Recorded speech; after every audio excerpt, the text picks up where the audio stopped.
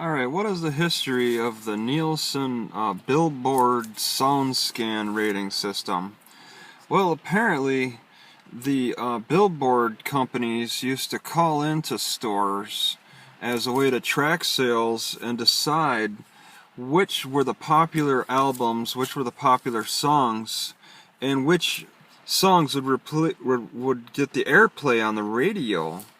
Alright, all that changed when the Nielsen, which is the major, what do they call them, survey groups, they changed over from surveying just calling the call-ins to stores, which generally were highly biased, and actually started tracking the data, the actual sales data.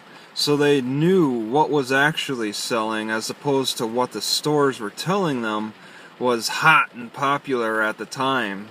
Okay, and I'm looking on Wikipedia here on the iPad, and they say, for example, some songs like Paula Abdul's "Promise of a New Day" received more airplay on the radio than it should have, okay, which is interesting to me. And what's sparking my interest in this is because in Can't Stop, Won't Stop, once again, they talked about how actually the country, rock, and rap were more popular than what the radios were allowing to be played on the radio, were allowing to be played. So there was a huge bias up until 1991, and I mean, it affects me because I grew up in the 80s as a kid. I became a teenager in the late 80s, yeah, the Wikipedia says that alternative music started to become popular in the early 90s. And a lot of that had to do with the sales. They were able to track the sales. Like Nirvana was able to become popular. They were able to, like, the technology improved where they're able to really get raw data and compile that rather than just listen to what the music stores had to say. Although I guess they're saying there's a little bit of bias because Interscope Records wasn't using the same kind of technology in analyzing their sales, so it was difficult for the Nielsen to track that. So there was still some bias.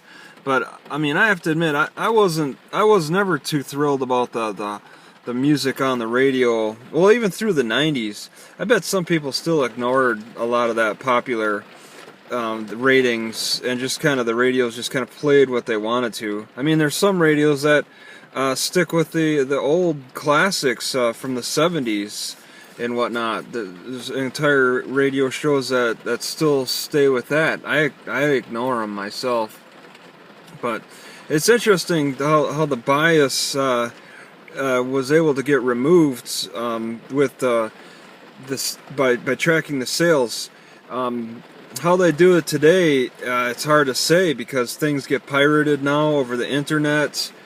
I don't even listen to the radio, actually. I don't know what the popular music is. I think the new revolution for music is just making your own. Forget about these copyrights. I mean, I was just watching a video some guy, I don't know, he was doing something interesting, and somebody asked him about his like his introduction music or his music in the backgrounds, and the guy responded, "Well, I made it myself." A responder said it sounded familiar, and the guy said, "Well, I made it kind of along the theme of Star Wars, a Star Wars song I liked."